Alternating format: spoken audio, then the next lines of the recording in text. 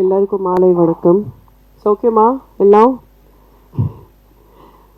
நான் என்ன சொல்கிறேன், நம்ம தமிழ்நாடு மக்களுக்கு அவ்வளோ பெரிய டிமாண்ட் ஒன்றும் கிடையாது. அவருக்கு என்ன வேணும், படம் வேணும்னா அந்த படம்ல என்டர்டெயின்மெண்ட் இருக்கணும். ஆனால் ஏதாவது சோஷியல் மெசேஜ், ஃபேமிலிக்காக ஹார்ட் டச்சிங் ஏதாவது அந்த மாதிரி சப்ஜெக்ட் தமிழ்நாட்டு மக்களுக்கு எல்லாருக்கும் ரொம்ப இஷ்டம். உங்களுக்கு 100 கோடி ரூபாய் பட்ஜெட் வேணாம், உங்களுக்கு டெஃபினெட்லி ரொம்ப மெகா பெரிய மியூசிக் டைரக்டர் கூட தேவையில்லை. இல்லைன்னா people who charge 500 crore rupees for direction அந்த மாதிரி யாரும் தேவையில்லை.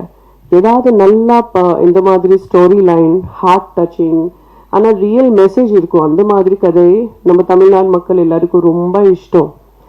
அண்ட் நான் நினைக்கிறேன் சுரேஷ் காமாட்சி சார் உங்களுக்கு ஏற்கனவே நான் வாழ்த்துக்கள் சொல்கிறேன். ஏன்னா இதை டைம் நம்ம நாட்டில் இப்போ ஸ்போர்ட்ஸ் செக்டரில் ரொம்ப ப்ரோக்ரெஸ் இருக்குது. நீங்கள் தான் பாருங்கள், 15 வருஷம் முன்னாடி 10 வருஷம் முன்னாடி அவ்வளோ பெரிய ஸ்போர்ட்ஸ் ஆள் நம்ம நாட்டில் இல்லை. Everybody knew Sachin Tendulkar, Kapil Dev and Sania Mirza, அவர் தான். ஸ்போர்ட்ஸ் செக்டரில் அவ்வளோ க்ரோத் கிடையாது அந்த டைமில். ஆனால் இப்போ 10 வருஷத்தில் நீங்கள் பாருங்கள், இப்போ தான் ஒரு பொண்ணு மனு பாக்கர் ஒலிம்பிக்ஸில் நமக்காக கோல்டு மெடல் வாங்கிட்டு இப்போ 2 மெடல்ஸ் அவர் வின் பண்ணிட்டு ஏற்கனவே நமக்காக. பிரக்னானந்தா நம்ம தமிழ்நாடோட ஒரு ப்ரைட், நம்ம தமிழ்நாட்டு மக்களுக்காக, நம்ம ஸ்டேட்காக. பிரக்னானந்தா செஸ் சாம்பியன், விஸ்வநாதன் ஆனந்த், இந்த மாதிரி ரொம்ப மிகப்பெரிய லிஸ்ட் இருக்கு. ஏன் இது இப்போதான் போயிட்டு இருக்கு? ஏன்னா பிகாஸ் இப்போ ஸ்போர்ட்ஸ்க்காக ரொம்ப நிறைய பெனிஃபிட்ஸ் இருக்கு, நிறைய ஸ்கோப் இருக்கு. ஸோ ஒரு வேலை உங்களுக்கு கூட உங்கள் சொசைட்டியில், உங்கள் ஃபேமிலியில் யாரோ ஒருத்தர் தெரியும், ஒரு பேபி, ஒரு குழந்தை, அவருக்கு ஸ்போர்ட்ஸில் ரொம்ப இன்ட்ரெஸ்ட் இருக்குன்னு கண்டிப்பாக அவருக்கு என்கரேஜ் பண்ணிக்கலாம். Sports, god bless you, sports will make a person very disciplined. ஒரு வாட்டி நீங்கள் வாழ்க்கையில டிசிப்ளின் ஆகும், அதுக்கப்புறம் வேற எல்லாம் மேட்டர்ஸ் ஆட்டோமேட்டிக்லி சார்ட் அவுட் ஆகும். ஸோ ஸ்போர்ட்ஸ் மெகா பெரிய ஒரு benefit. You will become very fitness freak, you will become discipline and அதுக்கப்புறம் வாழ்க்கையில கொஞ்சம் எல்லாம் ஈஸியாக வரும். ஸோ ஐ திங்க் ஸ்போர்ட்ஸ் நம்ம எல்லாம் குழந்தைகளுக்காக ரொம்ப ரொம்ப முக்கியம். எங்கே இருக்க எல்லாம் ஜேர்னலிஸ்ட், அவங்களுக்கு எல்லாருக்கும் ஒரு ரிக்வெஸ்ட். இப்போ நான் ஒரு இல்லை 2 வாட்டி இந்த கேஸ் என் ரொம்ப க்ளோஸ் பர்சன்ல பார்த்தேன். இங்கே உங்கள் பாக்கெட்டில் இந்த சைடில் ஃபோன் போடாதீங்க, தயவு செஞ்சு போடாதீங்க. இங்கே இருக்க அவர் 90% நீங்கள் எல்லாம் இங்கே தான் ஃபோன் போட்டுட்டு இருக்கீங்க உங்கள் பாக்கெட்டில். உங்களுக்கு நிஜமாக தெரியாது இந்த ரேடியேஷன் உங்கள் ஹார்ட் பிளாக்கேஜ்க்காக, உங்கள் ஹார்ட் அட்டாக்காக ரொம்ப மிக பெரிய காரணம். ஸோ தயவு செஞ்சு எங்கே பாக்கெட்டில் போடாதீங்க. வேணும்னா ஒரு பவுச் இப்படி கிராஸ் பாடி போடுங்க. ஏதாவது ஆப்ஷன் பாருங்கள். உங்கள் எல்லாருக்கும் உங்கள் ஃபேமிலியில் எல்லாம் லவ் பண்ணுறேன். So we have to live healthy and beautifully for our family. உங்களுக்கு எல்லாருக்கும் நல்வாழ்த்துக்கள். ஏற்கனவே எவ்வளோ அழகான ஒரு ஸ்கிரிப்ட் கண்டுபிடிச்சி நீங்கள் இதை ஷூட்டிங் பண்ணி இது இப்போ ரிலீஸ் பண்ண போகிறீங்க. இந்த மாதிரி சப்ஜெக்ட் அவ்வளோ ஈஸியாக ஷூட்டிங்காக அப்புறம் ரிலீஸ்க்காக அவ்வளோ ஈஸி இல்லை. ஆனால் ரொம்ப இன்ட்ரெஸ்டிங், ரொம்ப ஹார்ட் டச்சிங் சப்ஜெக்ட் இருக்குது. ஸோ ஃபுல் காஸ்ட் எல்லாருக்கும் என்னோட ஆல் தி பெஸ்ட், நல்வாழ்த்துக்கள். நன்றி.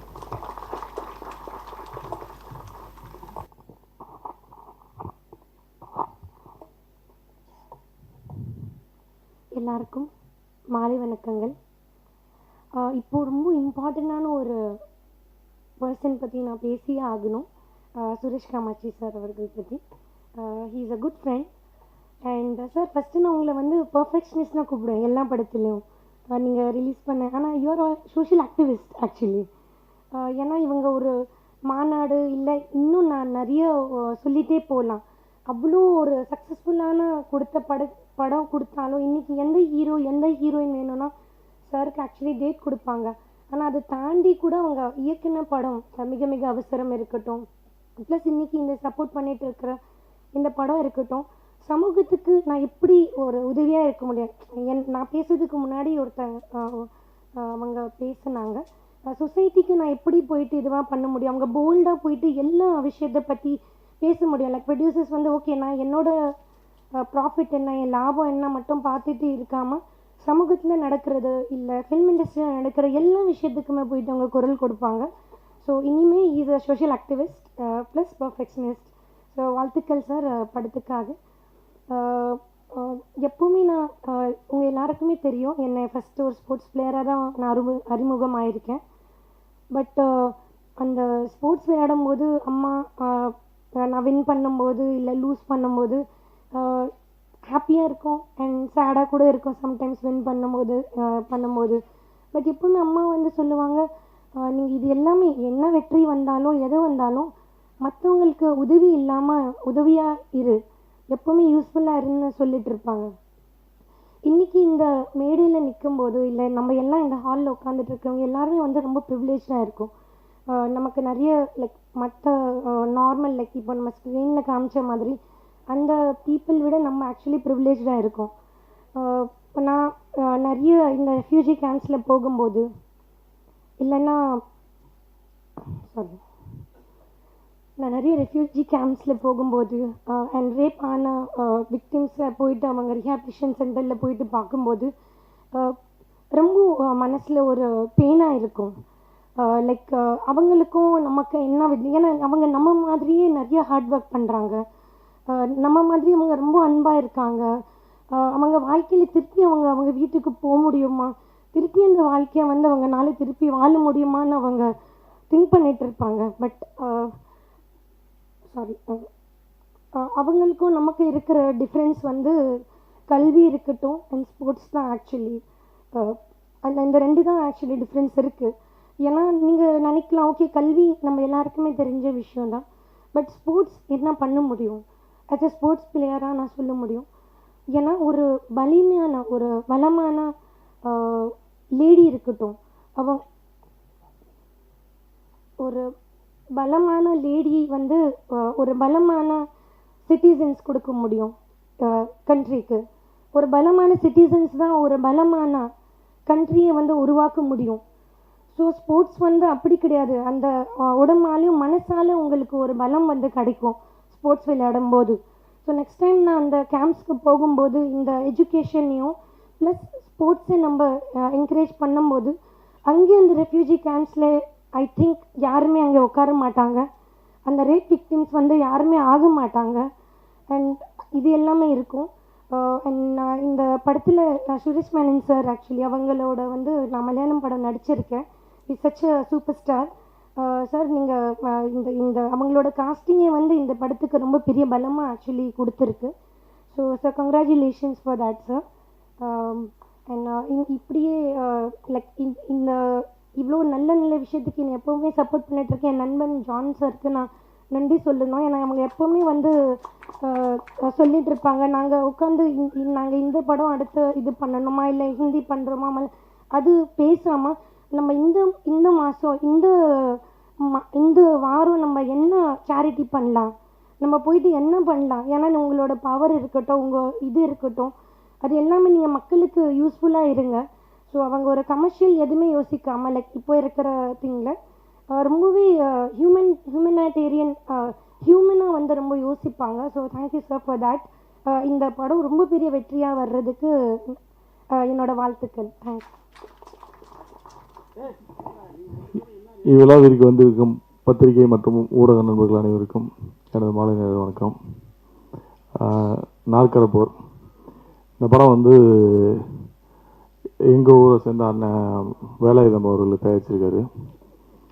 பட் அவர் வந்து என்கிட்ட கதை இந்த படத்தை வந்து சொல்லும் போது எனக்கு ஆச்சரியமாக இருந்தது. இப்படி ஒரு கதையை அவர் தேர்ந்தெடுத்ததுக்காகவே அவருக்கு முதல்ல வந்து நன்றி சொல்லணும், வாழ்த்துக்கள் சொல்லணும். ஒரு புது தயாரிப்பாளர் இப்படி ஒரு கதையை தேர்ந்தெடுத்து பண்ணணும்னு நினச்சது வந்து அவருக்கு உண்மையாகவே அவருக்கு வந்து நம்ம வாழ்த்து சொல்லலாம். அந்த இயக்குனரும் அந்த கதையை வந்து மிக நேர்த்தியாக பண்ணியிருக்காரு. இங்கே வெற்றி தோல்விலாம் வந்து சகஜம். ஒரு படம் எடுக்கிறோம் உடனே அது நம்ம வெற்றி பெறணும்னு 1 கோடி கலெக்ஷன் ஆகும் அப்படின்றதெல்லாம் வந்து தாண்டி நம்ம வந்து நம்ம சிறப்பாக நம்ம வேலையை சிறப்பாக செஞ்சுருக்கோமா அவ்வளோதான். அதுக்கப்புறம் வந்து அது ரசிகர்கள்ட்ட போகும்போது அது எப்படி அவங்க வந்து ஏற்றுக்கிறவங்க செய்யலாம், ஏற்றுக்காமல் இருக்கலாம், ஒவ்வொருத்தருக்கும் ஒரு பார்வை இருக்கும். ஸோ அதை பொறுத்து தான் வெற்றி தோல்வியும் தீர்மானிக்கப்படுது. வெற்றி பெற்ற படங்கள் வந்து பெரிய படம்னு சொல்கிறோம், தோல்வி பெற்ற படங்கள் சின்ன படங்கள் சொல்கிறோம். மற்றபடி பட்ஜெட்டை வச்சுலாம் எந்த படமும் பெரிய படம் சின்ன படம்லாம் இல்லை. சிறிய படங்களே இன்றைக்கி பெரிய கலெக்ஷன்லாம் பண்ணிக்கிட்டு இருக்கு. என்னை பொறுத்தளவு நான் வேலாயுதனுக்கு சொன்னது என்னென்னா, இங்கே வர தயாரிப்பாளர்கள் 90% என்னென்னா ஒரு படம் எடுப்பாங்க, அந்த படத்தில் அவங்களுக்கு நிறைய கசப்பான அனுபவங்கள் இருக்கும். அந்த படம் வந்து நிறைய வேதனைகள் பட்டிருப்பாங்க, பொருளாதார இழப்பு இருப்பாங்க. ஆனால் ஒரு அனுபவம் கிடச்சிருக்கும். அந்த அனுபவம் வந்து அவங்களுடைய முதலீடு. அப்போ என்ன பண்ணால் நம்ம விட்ட இடத்துல தான் முடிக்க முடியும். வெளிச்சம் இருக்குன்றதுக்காக வெளியில் போய் தேட முடியாது. அப்போ நம்ம தொலைச்ச இடத்துல தான் தேடணும். நம்ம இந்த சினிமாவில் தான் விட்டுருப்போம். நம்ம இந்த அனுபவத்தை அடுத்ததுக்கு, ஏன்னா அனுபவமே இல்லாமல் ஒரு தொழிலுக்கு அனுபவமே இல்லாமல் வர ஒரே தொழில் வந்து தயாரிப்பாளர் தொழில் தான். பணம் இருக்குன்னா வந்து படம் எடுக்கலாம். யாராவது ஒருத்தர் அதை கூப்பிட்டு வந்துடுவாங்க, கூப்பிட்டு வந்து படம் எடுக்க வச்சுட்டு நம்ம வந்து அந்த பணத்தை போட்டு திரும்ப ரிலீஸ் பண்ணும்போது அது ஒரு பெரிய சேலஞ்சாக இருக்கும். ஆனால் அந்த பிரச்சனைலாம் இல்லாமல் வேலாயுதனை வந்து தைரியமாக ரிலீஸ் வரைக்கும் கொண்டு வந்திருக்காருன்றது வெற்றி. உண்மையாகவே நீங்கள் லக்கி. ஏன்னா வந்து இப்படி ஒரு படத்தை எடுத்து ரிலீஸுக்கு கொண்டு வரது தான் இன்றைக்கி சேலஞ்ச். படத்தை எடுக்க எல்லாம் எடுத்துடலாம். அப்போ இப்படி ஒரு தயாரிப்பாளர் கிடைக்கிறது ரொம்ப கஷ்டம். அதை வந்து அவர் சிறப்பாக வந்து செஞ்சிருக்காரு. அவருக்கு இந்த படம் வெற்றி படமாக வேணும்னா தொடர்ந்து ஒரு தமிழ் சினிமாவில் தொடர்ந்து அவர் பயணிக்கணும். ஏன்னா கோவமே படாமல் அவரை நான் கோவப்பட்டு அவர்கிட்ட நான் ஒரு 6-7 மாதம் பார்க்குறேன். கோவப்பட்டு பார்த்ததே கிடையாது. சிரிச்ச மணிக்கே இருப்பார். எவ்வளோ டென்ஷனாக இருந்தாலும் சிரிச்ச மணிக்கே இருப்பார். ஸோ இப்படிப்பட்ட தயாரிப்பாளர்கள்லாம் தமிழ் சினிமாவுக்கு தேவைப்படுது. இந்த படத்தில் நடித்த லிங்கேஷாக இருக்கட்டும், சுரேஷ் மேனன் சாராக இருக்கட்டும், அபர்நிதியாக இருக்கட்டும், எல்லாருமே வந்து அவங்களுடைய பாத்திரங்கள் வந்து தெளிவாக பண்ணியிருக்காங்க. நான் சின்ன பையன் உட்பட எல்லாருமே நல்லா பண்ணியிருக்காங்க. அபர்நிதி மிக சிறப்பாக பண்ணியிருந்தாங்க. ஆனால் என்ன ஒரு வருத்தம்னா அந்த அபர்நிதி வந்து இன்றைக்கி இந்த ஃபங்க்ஷனுக்கு வரல. அது தொடர்ந்து நம்ம தமிழ் சினிமாவில் ஒரு சாபக்கேடு ஆயிடுச்சு. ப்ரமோஷனுக்கு வரமாட்டோம் அப்படின்றது. அந்த அபர்நிதியை வந்து நாங்கள் வந்து நீங்கள் இந்த மாதிரி ப்ரமோஷனுக்கு வரணும் அப்படின்னு சொல்லி அவங்களுக்கு கால் பண்ணி கூப்பிட்ட போது தயாரிப்பாளர் கூப்பிட்ருக்காங்க. கூப்பிட்டதுக்கு வந்து அவங்க நான் வரமாட்டேன், எனக்கு ப்ரமோஷனுக்கு தனியாக காசு கொடுக்கணும் அப்படின்னு கேட்டாங்க. இது புதுசாக இருக்குது, ப்ரமோஷனுக்கு தனியாக காசு கொடுக்கணுன்றது புதுசாக இருக்குன்னு சொல்லிட்டு அப்படி என்கிட்ட சொன்னாங்க. நான் உடனே அந்த பொண்ணுகிட்ட வந்து நான் அடித்து பேசுகிறேன். இது மாதிரி வந்து பப்ளிசிட்டிக்கு நீங்கள் கண்டிப்பாக வரணும். இங்கே வந்து சினிமா வந்து இருக்க நிலைமை ரொம்ப மோசமாக இருக்குது. ஒருத்தர் வந்து ஒரு படத்தை எடுத்து ரிலீஸுக்கு கொண்டு வரான்றதே பெரிய விஷயம். அப்போ நீங்கள் பப்ளிசிட்டிக்கு நீங்கள் வரணும்ல, நீங்கள் வராமல் இருக்கிறது நியாயம் இல்லை அப்படின்ற மாதிரி சொன்னோம். இல்லை நான் வர முடியாது. ரெண்டாவது அவங்க 2-3 கண்டிஷன் வச்சாங்க. அதெல்லாம் சொன்னால் பெரிய கான்ட்ரவர்சி ஆகிடும். அவங்க வச்ச கண்டிஷன்ஸ்லாம் வந்து நான் ஸ்டேஜில் யாரோட உட்காரணுன்ற வரைக்கும் அவங்க டிக்ளேர் பண்ணிட்டாங்க. நான் உட்கார்ற ஸ்டேஜில் இவங்கெல்லாம் தான் உட்காரணும், எனக்கு ஈக்குவலானவங்க தான் உட்காரணும் அப்படின்ற வரைக்கும் பேசினாங்க. எனக்கு பயங்கர கோவம் ஆயிடுச்சு. என்ன இப்படி பேசுகிறாங்க? ஒரு ஆர்டிஸ்ட் வந்து என்ன ஏதுனே தெரியாமல் இப்படி பேசிகிட்டு இருக்காங்கன்னா, நீங்கள் ஒன்று பண்ணுங்கள், உங்களுக்கு வந்து நான் சொல்கிறது புரியலை, நீங்கள் வேணால் நடிகர் சங்கத்தில் கம்ப்ளைண்ட் பண்ணுங்கள். இந்த மாதிரி வந்து இந்த படத்தை வந்து நீங்கள் கூப்பிட்ற ப்ரொமோஷன் கூப்பிட்றாங்க, நான் வரமாட்டேன்னு சொல்கிறேன். என்ன பிரச்சனையாக இருந்தாலும் பேசுவோம், நீங்கள் நடிகர் சங்கத்தில் சொல்லுங்கள் அப்படின்னு. இவரும் தயாரிப்பாளர் சங்கத்தில் ஒரு கம்ப்ளைண்ட் கொடுத்துருக்காரு. அந்த கம்ப்ளைண்ட்டுக்கு வந்து உங்கள் தயாரிப்பாளர் சங்கம் கூப்பிட்டுருக்காங்க. அவங்க வரலன்னு நினைக்கிறேன். அது என்ன ஆச்சுன்னு தெரியல. அப்போ நடிகர் சங்கத்தில் நீங்கள் சொல்லுங்கம்மா சொன்னால் நடிகர் சங்க உறுப்பினரே இல்லைன்றாங்க அவங்க. சரி சார், இவங்களை என்ன தான் பண்ணுறது அப்படின்னு சொல்லிமா, நீங்கள் வர்றீங்களா வரலையா அப்படின்னு. நான் முடியாது சார், எனக்கு 3 லட்ச ரூபா கொடுத்தா நான் வர்றேன் பப்ளிசிட்டிக்கு, இல்லைன்னா வரமாட்டேன். ரொம்ப நன்றி, நீங்கள் வைங்க, உங்களுக்கு 3 லட்ச ரூபா கொடுக்குறத நாங்கள் வேறு மாதிரி பப்ளிசிட்டி பண்ணிக்கிறோம், விட்டுருங்க அப்படின்னு சொல்லிட்டு விட்டாச்சு. அப்புறம் ஒரு 2 நாள் பொறுத்து கால் பண்ணாங்க. சாரி சார், நான் தெரியாமல் பேசிட்டேன், அன்றைக்கி இங்கே யாரும் தெரியாமல் பேசிட்டேன், சாரி நான் மன்னிச்சிருங்க, நான் வந்து அந்த ஃபங்க்ஷனுக்கு வர்றேன், நான் ப்ரமோஷன்ஸ்க்குலாம் வரேன். நான் இதுக்கு இருக்குங்க சாரி, பரவாயில்ல, நீங்கள் சப்போர்ட் பண்ணுங்கள். அந்த இயக்குனர் வந்து புதுசாக படம் பண்ணுறாரு, உங்களோட நிறைய கலைஞர்கள் நடிச்சிருக்காங்க, நீங்கள் கொஞ்சம் ஃபெமிலியரான ஆள், வந்தீங்கன்னா உங்கள் சப்போர்ட் கொஞ்சம் யூஸாக இருக்கும், வாங்கன்னு சொன்னேன். அதுக்கப்புறம் என்ன ஆச்சுன்னு தெரில, அவங்க வரலன்னு நினைக்கிறேன். என்ன சொன்னால் உங்கள்கிட்ட ஏதாவது பேசினாங்களா? அவுட் ஆஃப் ஸ்டேஷன்ட்டாங்களா? ரைட்டு, அப்படியே இருக்க சொல்லுங்கள். அவுட் ஆஃப் ஸ்டேஷன்லேயே இருக்கட்டும், உள்ளே வர வேணாம். தமிழ் சினிமாவுக்கு இப்படிப்பட்ட நடிகைகளே தேவையில்லை. அவங்க அவுட் ஆஃப் ஸ்டேஷனே இருக்குது தமிழ் சினிமாவுக்கு நல்லது. ஏன்னா இந்த மாதிரி ப்ரொடியூசர்களை வந்து காயப்படுத்திட்டு பணம் போட்டு படம் எடுத்தவங்க காயப்படுத்திட்டு அவங்க தமிழ் சினிமாவுக்கு வந்து என்ன பண்ண போகிறாங்க? அவங்க அவுட் ஆஃப் ஸ்டேஷனே அப்படியே இருக்கட்டும். அது இதை கூட இங்கே எதுக்கு சொல்கிறேன்னா, மற்ற தயாரிப்பாளர் தெரிஞ்சுக்கணும்னு சொல்கிறேன். ஒரு நடிகைகள் எப்படி இருக்காங்க அப்படின்றது தெரிஞ்சுக்கணும்னு சொல்கிறேன். இந்த கோமல் சர்மா அந்த படத்தில் நடிக்கிற கூப்பிட்டுருக்காங்க, இந்த வந்திருக்காங்க. நமிதா அவங்க பிஸிலையும் கூப்பிட்றாங்க, வந்திருக்காங்க. ஸோ ப்ரமோஷனுக்கு வரலைன்னா என்ன அது என்ன ஆக்டிவிட்டின்னு தெரியல. இது ரொம்ப வருத்தமான ஒரு விஷயமா இருக்குது. அப்புறம் எல்லோரும் என்னை பற்றி சொன்னாங்க, நான் வந்து படம் சரியான படங்கள் அப்படிலாம் கிடையாது. எனக்கு வந்து அண்ணன் வேலாயுதனை வந்து நம்ம ஊருக்காரு, சரி அவருக்கு சப்போர்ட் பண்ணணும் அப்படின்னா. ஏன்னா நல்ல படங்கள்னால் நமக்கு வந்து சமீபத்தில் நான் மீரா கதிரவனோட ஒரு படம் பார்த்தேன், மிகச்சிறந்த படம். இப்போ சொல்கிறேன், எழுதி வச்சுங்க. அந்த படம் வந்து தமிழ் சினிமாவில் வந்து பெருசாக பேசப்படும். அந்த மாதிரி ஒரு படம். எனக்கு ஒரு படம் பிடிச்சதுன்னா எனக்கு அந்த படம் வந்து ஏதாவது ஒன்று பண்ணணும்னு எனக்கு மனசுக்குள்ளே ஒரு ஜெயிக்கிறோம் தோக்குறோம்லாம் தாண்டி எனக்கு கதை பிடிக்கணும். ரெண்டாவது வந்து அந்த படத்தில் ஏதாவது ஒரு கருத்து இருக்குன்னா பண்ணுவேன், இல்லைன்னா வந்து அது எனக்கு பெருசாக நாட்டம் போகாது. அப்படி தான் நான் பண்ணுறது. அப்படி பார்க்கப்பட்ட படங்களில் இந்த நாற்கரை போகிறேன் எனக்கு வந்து இதில் பேசக்கூடிய அரசியல் எனக்கு ரொம்ப பிடிச்சிருந்தது. இது வரைக்கும் யாரும் சொல்லாத ஒரு விஷயம். நான் மிக அவசரத்தில் சொன்னது மாதிரி அந்த கண்டென்ட் மாதிரி இதுலேயும் இந்த இந்த விஷயம் வந்து இது வரைக்கும் யாரும் தொடாத ஒரு ஏரியாவை தான் அந்த இயக்குனர் தொட்டிருப்பார். அதை நேர்த்தியாக கை வச்சிருப்பார். ஸோ அதனால் இந்த படத்துக்கு வந்து நம்ம ஆதரவு கொடுக்கணும் அப்படின்னு நினச்சிட்டு இந்த படத்துக்கான வேலைகளை ஆரம்பித்தான். தயாரிப்பாளர்கள் முக்கியம் அப்படின்லாம் எல்லாம் பேசலாம். இன்றைக்கி ஈவினிங் எனக்கு ஏற்பட்ட ஒரு கதை, இவங்கெல்லாம் இதில் பேசும்போது எனக்கு மைண்டில் ஃபுல்லாக தான் ஓடிக்கிட்டு. இன்றைக்கி சாயந்தரம் ஏற்பட்ட ஒரு கசப்பான அனுபவம். சமீப காலம் பார்த்தீங்கன்னா, நான் பத்திரிகையாளர்களுக்கு எல்லாருக்குமே நல்ல நண்பர்கள், எல்லாருமே என்னுடைய சகோதரர்கள், எல்லாத்தையும் நான் நெருங்கி பேசக்கூடிய எல்லாருமே நேரடியாக பேசக்கூடிய நண்பர்கள் எல்லாருமே. எனக்கு இங்கே இருக்க பத்திரிகையாளர்கள் அத்தனை பேருமே நேரடி தொடர்பில் இருக்கவங்க, எல்லாருமே அண்ணன் தம்பியாக பழகக்கூடிய ஒரு சமீப காலமாக ஒரு வார இதழில் வந்து தொடர்ந்து வணங்கானை பற்றி தவறான செய்தி வந்துகிட்டே இருந்தது. எனக்கும் பாலண்ணனுக்கும் பிரச்சனை, பாலண்ணனுக்கு எனக்கும் பணத்தினால பிரச்சனை அப்படின்னு என்னன்னு சொல்கிறாங்க. நான் கடந்து போயிடுறது. என்ன பஞ்சாயத்து? ஒருவேளை பஞ்சாயத்துனா நீங்களே வந்து கூட தீர்த்து வச்சுட்டு போயிருங்க. எங்கள் 2 பேருக்கு எது பஞ்சாயத்துனா சரி பரவாயில்ல, நீங்களே வந்து தீர்த்து வச்சுட்டு போயிருங்க அப்படின்னு கூட எனக்கு நுழைந்து வந்து எதுக்கு எழுதுறாங்க அப்படின்னு. இந்த இது பிரச்சனை ஒரு பக்கம் போயிட்டு இருக்கும்போது இன்னைக்கு சாயந்தரம் அதே பத்திரிகையிலேருந்து ஒரு இன்டர்வியூவாக வந்திருந்தாங்க. அதே வார இதழ், ஒரு முன்னணி வார இதழ் இன்டர்வியூவாக வர்றாங்க. அந்த பத்திரிகையில் பணியாற்ற அத்தனை பேருமே என்னுடைய நண்பர்கள். அவங்க வச்ச கேள்வி வந்து எனக்கு உண்மையாகவே வந்து மிகப்பெரிய ஒரு கோபத்தை. முன்னெல்லாம் எப்படி நீங்கள் பத்திரிகையில் எங்கள்கிட்ட கேள்வி வைப்பீங்க, ஒரு கேள்வி கேட்பீங்க, நாங்கள் பதில் சொல்லுவோம், அதுக்கு ஒரு துணை கேள்வி கேட்பீங்க, அந்த அந்த நான் என்னோட பதிலேருந்து ஒரு துணை கேள்வி கேட்பேன். இதெல்லாம் வந்து ஜேர்னலிஸ்ட், இவங்க வந்து பத்திரிகையாளர்கள். அந்த அந்த தரத்தில் தான் எனக்கு பத்திரிகையாளர்கள். ஆனால் ஒரு கேள்வி கேட்போம். நான் ரவி பெர்னாட் சார்லாம் வந்து அப்போ பார்த்து பிரமிச்சிருக்கேன் அவரோட கொஸ்டின்ஸ்லாம். அப்படி நான் பத்திரிகையாளர் வந்து ரொம்ப நேசிக்கக்கூடிய ஆள். ஏன்னா எனக்கு சோசியல் மீடியாவில் யாராவது ரொம்ப அழகாக எழுதியிருந்தாங்கன்னா, ஆர்டிக்கல் எழுதினா, கவிதா பரதின ஆர்டிக்கலுக்குலாம் நான் வந்து எனக்கு ரொம்ப பிடிக்கும். அப்படி எனக்கு ஒரு சோசியல் மீடியா அந்த ஃபேஸ்புக்கில் வந்து நிறைய பேரை வந்து நான் ஃபாலோ பண்ணுவேன்.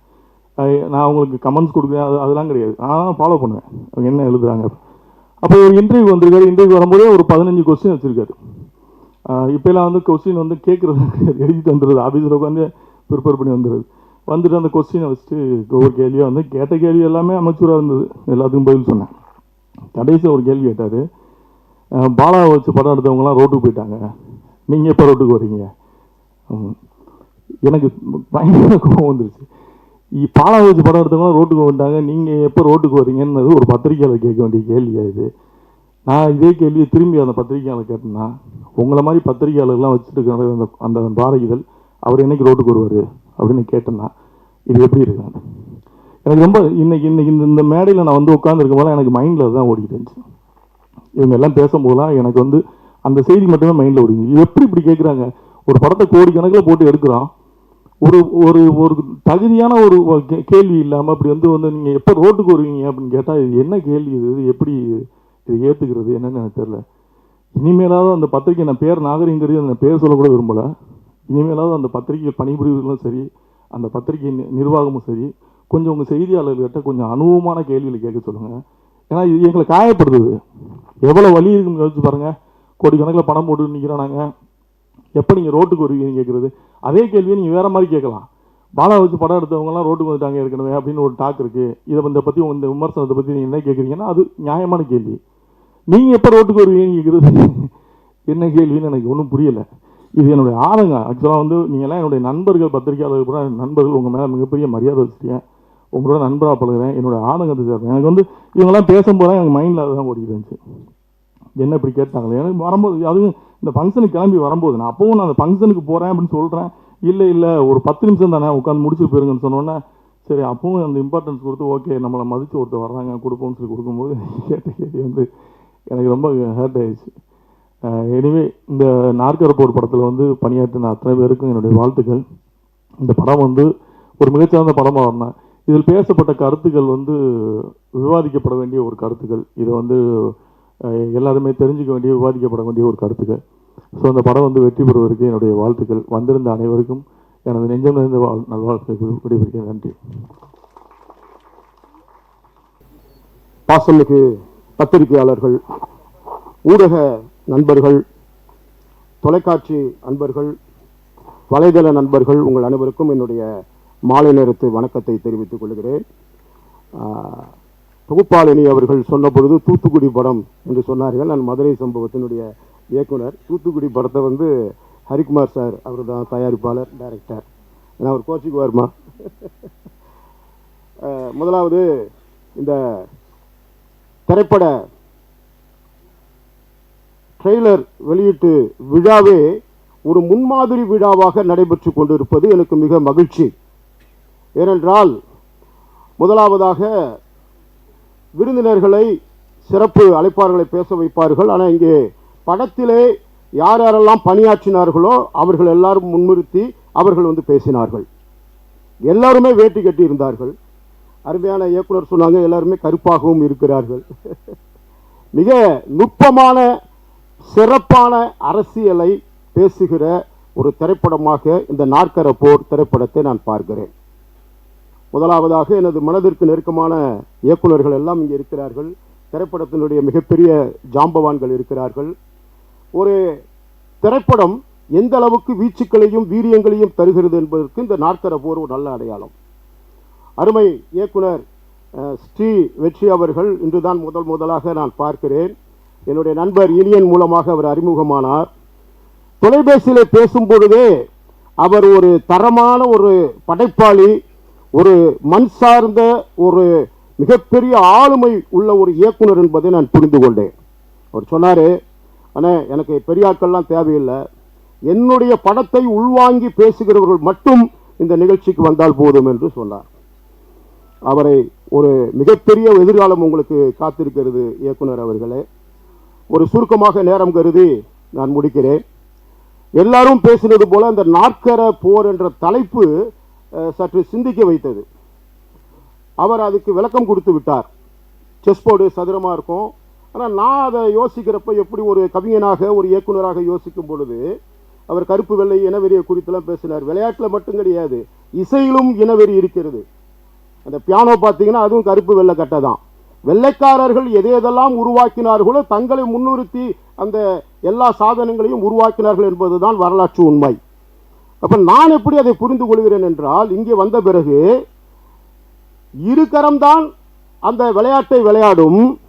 மற்ற இரு கரம் என்ன நாற்கர விளையாட்டு என்று வைக்காமல் நாற்கர போர் என்று வைத்திருக்கிறாரே, மற்ற இருகரம் எதுவாக இருக்கும் என்று பார்க்கும் பொழுதுதான் இங்கு வந்த பிறகுதான் தெரிந்தது, நாங்கள் பெரிதும் மதிக்கின்ற இந்த மண்ணை சுத்திகரிக்கின்ற துப்புரவு தொழிலாளர்களுடைய இரு கரங்கள் என்பது. அது எனக்கு ரொம்ப சந்தோஷம். அது அவர்களை நீங்கள் முன்னிறுத்திருக்கிறீர்கள், இந்த விளையாட்டோடு இணைத்திருக்கிறீர்கள். இந்த துப்புரவு தொழிலாளர்களை குறித்த ஒரு மிகப்பெரிய ஒரு அழகான ஒரு கதை இருக்கிறது. அதை சுருக்கமாக சொல்லி நான் நிறைவு செய்கிறேன். தந்தையும் மகனும் பேசுகிறார்கள். அப்பொழுது வாசலிலே ஒரு துப்புரவு தொழிலாளி நிற்கிறார். மகன் உள்ளே ஓடி சொல்லுகிறான், அப்பா குப்பைக்காரர் வந்திருக்கிறார் என்றான். அப்ப தந்தை மகனை திருத்துகிறார். மகனே, நீ தவறாக சொல்லுகிறார், அவர் குப்பைக்காரர் அல்ல, நாம் தான் குப்பைக்காரர்கள், நாம தான் குப்பையை போடுறோம், அவர் சுத்தக்காரர், அவர் சுத்தம் செய்ய வந்திருக்கிற சுத்தக்காரர் என்று சொல்லு, அவருக்கு நன்றி சொல்லுன்னு தந்தை தன் மகனை திருத்தினார். இந்த படம் திருத்துகிற ஒரு படம். இந்த படம் மிகப்பெரிய விளைவுகளை உண்டு பண்ணும். நான் எந்த படத்தையும் ரொம்ப சீரியஸாக பார்ப்பேன். இந்த ட்ரெய்லரை பார்க்கும் பொழுதே திருக்குறளையும் தந்தை பெரியாரையும் நீங்கள் தலையிலே தூக்கி வைத்து எவன் ஒருவன் ஒரு படைப்பாளி வருகிறானோ அவன் மிகப்பெரிய வெற்றி பெறுவான் என்பதுதான் விலாசம். அதை நான் பார்த்து இந்த ட்ரெய்லரை பார்த்துட்டு இருக்கிறப்பயே பின்னாடி ஒரு பையன் என் சேர் ஆட்டிக்கிட்டே இருந்தான். எனக்கு ரொம்ப கோபம். ஏன்னா சினிமா தேட்டரில் எப்போ பார்த்தாலும் நான் உட்கார்றப்ப பின்னாடி அவனாவது ஒருத்தன் என்னை டிஸ்டர்ப் பண்ணிக்கிட்டே இருப்பான். ஒன்று பாப்பானை கொட்டுவான், இல்லாட்டி காலை வச்சு எத்துவான். ரொம்ப டென்ஷன் ஆகிட்டேன். தம்பி கொஞ்சம் அமைதியாரான்னு சொல்லிட்டு மேடைக்கு வந்ததுக்கப்புறம் தான் தெரியுது இந்த படத்தினுடைய குட்டி கதாநாயகன் மாஸ்டர் அஸ்வின் என்று சொல்லி. அவனை பார்த்தோன்னு எனக்கு ஒரே சந்தோஷம். அவன் திரையில் மட்டுமல்ல தரையிலையும் இன்னும் அப்படி எமோஷனலாகவே இருக்கிறான். அப்படியே அதற்கு காரணம் அவனுடைய இயக்குனர் என்று நான் கருதுகிறேன். அந்த கேரக்டர் அவன் அப்படியே உள்வாங்கிட்டான். உள்வாங்கினது மட்டுமல்ல, அதை உணர்ந்திருக்கிறான்.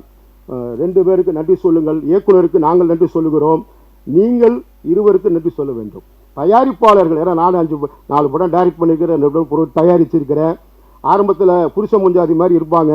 படம் முடிஞ்சோடனே அவர் ஒரு பக்கம் இருப்பார், இவர் ஒரு பக்கம் இருப்பார். அதுதான் நடக்கும். ஆனால் இங்கே தயாரிப்பாளர் சந்தோஷமாக இருக்கிறார். அண்ணன் சுரேஷ் காமத் அவர்கள் குறித்து நிறையா நான் கேள்விப்பட்டுக்கிறேன். இன்றைக்கி தான் நான் பார்க்குறேன். தயவு செய்து நீங்கள் இப்படிப்பட்ட படங்களை வாழ வைத்ததற்காக நாங்கள் கரம் எடுத்து கும்பிட்டு உங்களுக்கு நாங்கள் நன்றி தெரிவிக்கிறோம். ஏன்னா சினிமா என்ன நிலைமையில் இருக்குன்னு உங்களுக்கு தெரியும். அதை பற்றி நம்ம பேச வேண்டாம், அது பேசக்கூடாதுன்னு சொல்லி தான் அவர் யாருமே விரும்பலை. எனவே ஒரே ஒரு தீர்க்க தரிசனமாக ஒரு காரியத்தை சொல்கிறேன். இந்த திரைப்படம் தேசிய விருதுக்கான திரைப்படம். ஒரு கவிஞனுடைய வாயிலிருந்து வருகிற வார்த்தை, இது நடக்கும். இது தேசிய விருதுக்கான திரைப்படம். அப்படி தேசிய விருது கிடைக்கவில்லை என்றால் தேர்வு குழுவில் ஏதோ குழப்பம். நன்றி, வணக்கம்.